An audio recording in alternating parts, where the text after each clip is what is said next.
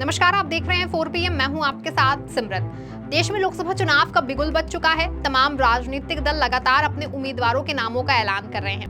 2024 के आम चुनाव में मुख्य मुकाबला भाजपा के नेतृत्व वाली एनडीए और कांग्रेस के गठबंधन वाली इंडिया ब्लॉक के बीच में है। लेकिन महाराष्ट्र की राजनीति में इस चुनाव में क्या घटेगा, इस पर सबकी नजर बनी हुई है।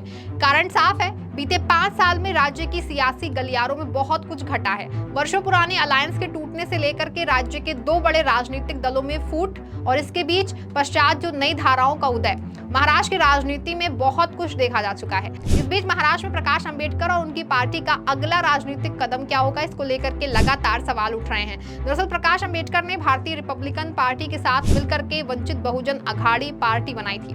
2019 में महाराष्ट्र में वंचित बहुजन अघाड़ी ने असदुद्दीन ओवैसी की AIMIM के साथ मिलकर के चुनाव लड़ा था और 2019 के लोकसभा चुनाव में इस गठबंधन को 6.92% वोट मिले थे। इस नए गठबंधन ने महाराष्ट्र में कम से कम 8 लोकसभा सीटों पर कांग्रेस NCP के उम्मीदवारों को हराने में अहम भूमिका निभाई। इस लोकसभा क्षेत्रों में इस गठबंधन के करीब 1.5 लाख से लेकर के 2 लाख तक वोट मिले। इसके अलावा कुछ अन्य लोकसभा सीटों पर इन्हें 40 में से 50,000 वोट मिले। कुल मिलाकर के एक बड़ा वोट बैंक 2019 के लोकसभा चुनाव में उनके साथ दिखा। इसी के साथ ही वंचित बहुजन अघाड़ी ने, या फिर ये कहें कि प्रकाश अंबेडकर ने, राज्य की सियासत में अपनी ताकत का लोहा मनवाया। आपको बता दें कि महाराष्ट्र की राजनीति में प्रकाश अंबेडकर का एक अहम चेहरा है। ऐसा माना जाता है कि महाराष्ट्र के दलित समाज, जिन्हें बौद्ध समाज भी कहा जाता है, का समर्थन प्रकाश अंबेडकर को प्राप्त है। वहीं मूल रूप से ये वो लोग हैं जिन्होंने डॉक्टर बाबा साहेब अंबेडकर के साथ बौद्ध धर्म स्वीकार किया था। वहीं राज्य में इन दलित समाज का समर्थन प्रकाश अंबेडकर को हासिल है। आपको बता दें कि AIMIM और प्रकाश अंबेडकर की वंचित बहुजन अघाड़ी का गठबंधन 2019 के विधानसभा चुनाव में टूट गया था। तब भी उस चुनाव में लगभग 4% तक का वोट वंचित बहुजन अघाड़ी पाने में कामयाब हुई थी। इसके बाद से प्रकाश अंबेडकर महाराष्ट्र की राजनीति में अपनी एक अलग पहचान तैयार करने की कोशिश में लग गए। इसके बाद राज्य की राजनीति में बड़ा उलटफेर आया और 2019 में कांग्रेस NCP और शिवसेना की सरकार बनी। उस समय भी वंचित बहुजन अघाड़ी ने कांग्रेस NCP, शिवसेना और बीजेपी दोनों से समान दूरी बना रखी। लेकिन 2022 के बाद जब राज्य की राजनीति एक बार फिर बदली, तो प्रकाश अंबेडकर एक बार फिर सतह पर आए। उद्धव ठाकरे और प्रकाश अंबेडकर ने अलग से गठबंधन की घोषणा की। वहीं ये गठबंधन शिवसेना और वंचित बहुजन अघाड़ी का गठबंधन था। इसमें शिवसेना के साथ ही कांग्रेस और NCP शामिल नहीं थे और ये गठबंधन महाविकास अघाड़ी का गठबंधन नहीं था। इसके बाद महाविकास अघाड़ी के नेताओं ने कहा कि जब भी चुनावों को लेकर सीट शेयरिंग की बात होगी, तब शिवसेना को जो वोट मिलेंगी उसी सीटों में से वंचित बहुजन अघाड़ी को हिस्सा दिया जाएगा। शुरू से ही महाराष्ट्र में राजनीतिक उलटफेर चलता रहा और NCP टूटी। अजित पवार अपने चाचा शरद पवार से अलग हो गए। एक तरफ NCP का नाम और चुनाव चिन्ह अजित पवार को मिला, तो दूसरी ओर एकनाथ शिंदे के हाथ शिवसेना का नाम और चुनाव चिन्ह लगा। उन सबके बीच प्रकाश अंबेडकर ने महाविकास अघाड़ी में आने से इनकार कर दिया। लेकिन करीब 3 महीने पहले एक बार फिर सीट शेयरिंग को लेकर के उनकी बातचीत महाविकास अघाड़ी के साथ शुरू हुई। प्रकाश अंबेडकर का मानना था कि उन्हें इंडिया अलायंस में शामिल किया जाए। बाद में दिल्ली में हुई बैठक में शरद पवार ने खुद प्रकाश अंबेडकर का नाम सजेस्ट करते हुए कहा था कि उन्हें इंडिया अलायंस में शामिल करने से गठबंधन की स्थिति महाराष्ट्र में मजबूत होगी। लेकिन उस समय इस बारे में कोई फैसला नहीं लिया गया सका।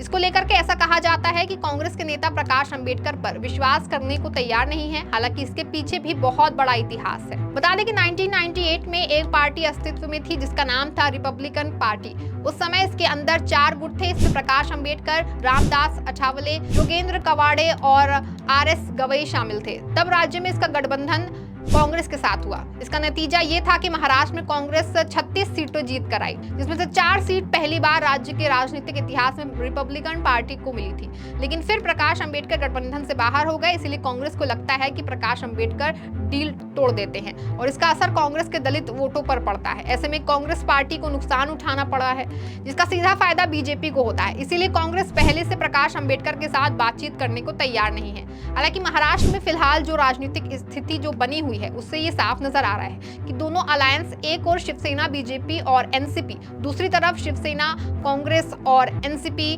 समान रूप से मजबूत नजर आ रही है। तमाम सर्वे में ये बात सामने आ रही है कि दोनों ही गठबंधन करीब 40 से 45 फीसदी वोट शेयर के साथ बैठी हुई है। ऐसे में प्रकाश अंबेडकर की पार्टी वंचित बहुजन अघाड़ी का 4% वोट काफी मायने रखता है। ये बात प्रकाश अंबेडकर अच्छी तरह जानते हैं। वही प्रकाश अंबेडकर अगर महाविकास अघाड़ी के साथ जाते हैं तो इसका फायदा उन्हें उनकी अपनी सीट अकोला सहित कुछ अन्य स्थानों पर मिल सकता है। प्रकाश अंबेडकर अकोला सीट जीत सकते हैं, साथ ही कुछ अन्य सीटों पर भी उनकी पार्टी को लोकसभा चुनाव में फायदा मिल सकता है। लेकिन साथ ही प्रकाश अंबेडकर को इस बात का भी डर है कि महाविकास अघाड़ी के साथ हाथ मिलाने से कहीं उनका 4% वोट बैंक छिटक कर कांग्रेस के पास न चला जाए। इसका नुकसान बाद में उन्हें और उनकी पार्टी को उठाना पड़े। हालांकि प्रकाश अंबेडकर हाल ही में संपन्न हुई राहुल गांधी की भारत छोड़ो न्याय यात्रा में मुंबई में शामिल हुए थे और यात्रा में शामिल होने को लेकर के प्रकाश अंबेडकर ने तब कहा था कि ये इंडिया ब्लॉक की रैली नहीं है और उन्हें कांग्रेस की तरफ से राहुल गांधी की यात्रा में शामिल होने का न्योता मिला था, इसलिए वे उस यात्रा में शामिल हुए।